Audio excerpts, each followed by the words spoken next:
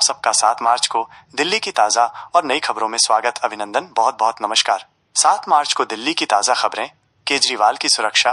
Delhi police गृह मंत्रालय से पूछेगी, क्या हमें केजरीवाल का मौजूदा सुरक्षा कवर बरकरार रखना चाहिए? इंडियन एक्सप्रेस को पता चला है कि सुरक्षा इकाई ने गृह मंत्रालय की ओर से दिल्ली पुलिस मुख्यालय को एक पत्र भेजा है, जिसमें केजरीवाल की सुरक्षा पर निर्णय लेने की मांग की गई है। दिल्ली जल बोर्ड के सूत्रों ने यमुना में अमोनिया की सांद्रता में वृद्धि की पुष्टि की है, जिससे जल वितरण बाधित हो सकता है। भारत ब्रिटेन संबंध। भारत ने अलगाववादियों की भड़काऊ गतिविधियों और विदेश मंत्री जयशंकर की ब्रिटेन यात्रा के दौरान सुरक्षा उल्लंघन की निंदा की। दोषी राजनेताओं की अयोग्यता।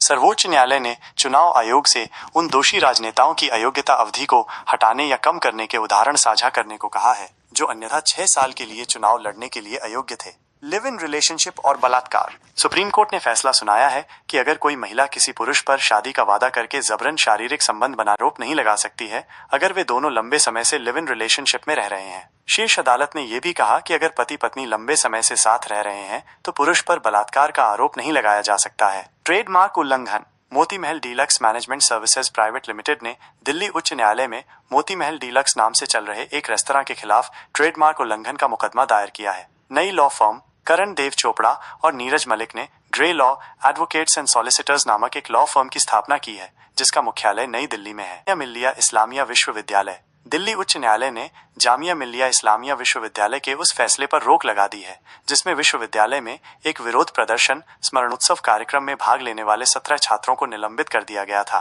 CUET-PG 2025 NTA CUET-PG परीक्षा सिटी इंटीमेशन स्लिप 2025 जल्द ही जारी की जाएगी। परीक्षा 157 विषयों में 43 शिफ्टों में आयोजित की जाएगी। इग्नू दीक्षांत समारोह। इंदिरा गांधी राष्ट्रीय मुक्त विश्वविद्यालय इग्नू ने अपना 38वां दीक्षांत समारोह आयोजित किया, जिसमें 3 लाख से अधिक डिग्री, डिप्लोमा और प्रमाण पत्र प्रदान किए गए। उच्चतम न्यायालय ने आज 6 मार्च कहा कि परक्राम में लिखित अधिनियम 1881 NI अधिनियम के तहत किसी मामले को दंड प्रक्रिया संहिता की धारा 406 मामलों और अपीलों को स्थानांतरित करने की उच्चतम न्यायालय की शक्ति के तहत अधिकार क्षेत्र के अभाव में एक स्थान से दूसरे स्थान पर स्थानांतरित नहीं किया जा सकता। सुप्रीम कोर्ट में कई स्थानांतरण याचिकाएं दायर की गई थीं, जिसमें NI अधिनियम के तहत उक्त शिकायतों की सुनवाई के लिए क्षेत्रीय अधिकार क्षेत्र वाले न्यायालय में स्थानांतरण की मांग की गई थी। नोएडा। तेज हवाएं और हजारों टन सूखा कचरा ऐसी परिस्थितियां हैं जो शहर के बीचों बीच डंप साइट को आग की लपटों में बदल देती हैं। बुधवार को इस्कॉन मंदिर के पास सेक्टर 32 में साइट पर भीषण आग लग गई, जो 40 किलोमीटर प्रति घंटे की रफ्तार से चल रही हवाओं के साथ तेजी से फैलती चली गई। ये लगातार तीसरा वर्ष था जब उस स्थल में आग लग गई थी, जिसे मूल रूप से आवास के लिए आवंटित किया गया था और जिसकी खुदाई की गई थी, लेकिन अब वर्षों से ये शहर के सभी बागवानी कचरे का डंपिंग ग्राउंड बन गया है। उच्चतम न्यायालय ने बुधवार 5 मार्च को एक व्यक्ति की दोष सिद्धि को खारिज कर दिया, जिस पर मृतक को आपत्तिजनक तस्वीरों और वीडियो के जरिए ब्लैकमेल करके आत्महत्या के लिए उकसाने का अपराध करने का आरोप था।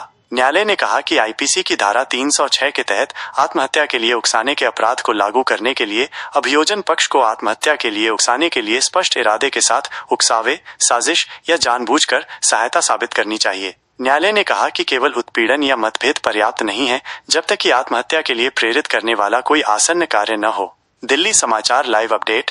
CM रेखा गुप्ता ने जोर देकर कहा कि सभी समूहों से सुझाव लेने के बाद दिल्ली का बजट लोगों के लिए बजट के रूप में तैयार किया जाएगा। एक सत्र विविध क्षेत्रों की महिलाओं के साथ और दूसरा राष्ट्रीय राजधानी के शिक्षाविदों और स्कूल प्रिंसिपलों के साथ। उन्होंने आगे जोर देकर कहा कि दिल्ली का बजट लोगों का बजट होगा। आज हमने अपने विकसित दिल्ली बजट के बारे में महिला संगठनों के साथ चर्चा की। दिल्ली के सभी वर्गों की महिलाओं ने भाग लिया। महिलाओं से संबंधित सुरक्षा, शिक्षा और आवश्यक मुद्दों पर चर्चा हुई। मैं लोगों को आश्वस्त करना चाहती हूं कि हम उनकी उम्मीदों पर खरे उतरेंगे, दिल्ली की CM ने कहा। आज दिल्ली में मौसम साफ रहेगा और हवा की रफ्तार मध्यम रहेगी। कल भी मौसम साफ रहने का अनुमान है। आज का मौसम सुबह के समय तापमान 12 डिग्री सेल्सियस रहने का अनुमान है। दोपहर के समय तापमान 26 डिग्री सेल्सियस रहने का अनुमान है। हवा की रफ्तार 17 मील प्रति घंटा रहने का अनुमान है। हवा की दिशा उत्तर पश्चिमी रहने का अनुमान है।